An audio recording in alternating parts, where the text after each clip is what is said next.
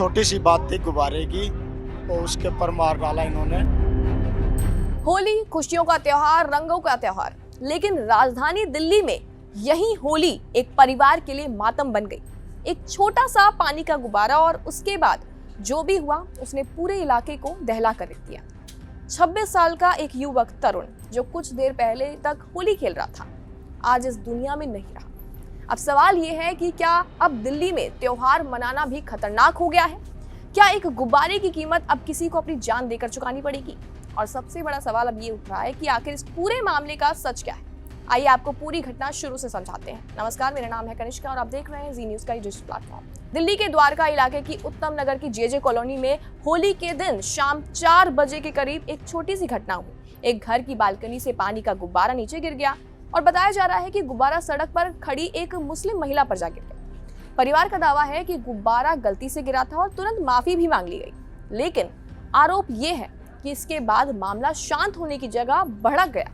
महिला ने कथित तौर पर गाली गलौज करना शुरू कर दिया और थोड़ी ही देर में अपने समुदाय के कई लोगों को मौके पर बुला लिया। इसके बाद जो भी हुआ उसने पूरे इलाके को हिलाकर रख दिया। पीड़ित परिवार का आरोप है कि भीड़ उनके घर में घुसी, घर में तोड़फोड़ की गई, महिलाओं के साथ मारपीट हुई और परिवार के लोगों को बेरहमी से पीट भी दिया गया। इसी झड़प में 26 साल का एक युवक तरुण गंभीर रूप से घायल हो गया।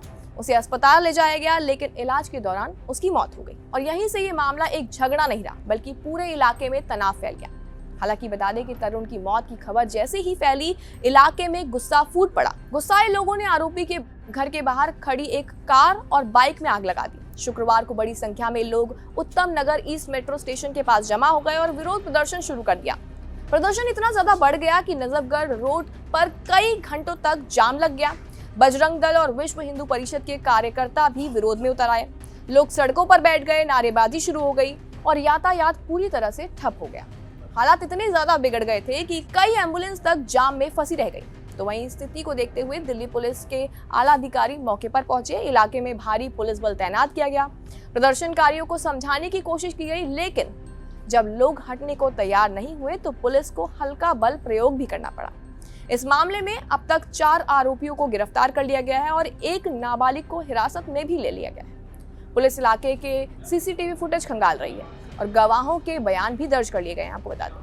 हालांकि मृतक तरुण के परिवार और इलाके के लोगों के साफ मांग है कि सीसीटीवी में दिख रहे 10 से 15 सभी आरोपियों की पहचान कर तुरंत उन्हें गिरफ्तार किया जाए। साथ ही सभी आरोपियों पर SC/ST एक्ट के तहत मामला भी दर्ज किया जाए। द्वारका के DCP कुशल पाल सिंह ने पीड़ित पक्ष से मुलाकात करके उन्हें भरोसा दिलाया है कि मामले में सख्त कानूनी कार्रवाई की जाएगी। लेकिन सवाल अब ये खड़ा होता है, क्या एक गुब्बारे से शुरू हुआ ये झगड़ा किसी की जान लेने तक पहुंच जाएगा? क्या ये सही था? क्या राजधानी दिल्ली में कानून का डर अब खत्म हो गया है?